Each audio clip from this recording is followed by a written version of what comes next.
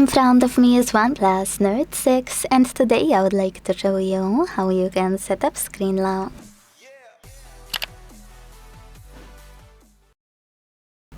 First of all, go into Settings and scroll to click on Security and Privacy.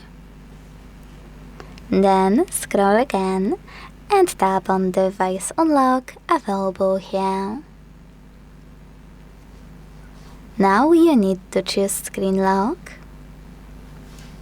and tap on one of those login methods, numeric, alphanumeric or pattern.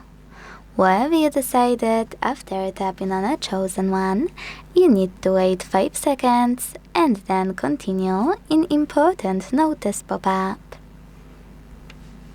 Now, if you change your mind, don't tap on Cancel, select Use a different password type and tap on one of those. 4 digits, 6 digits, 4 to 16 digits, alphanumeric or pattern.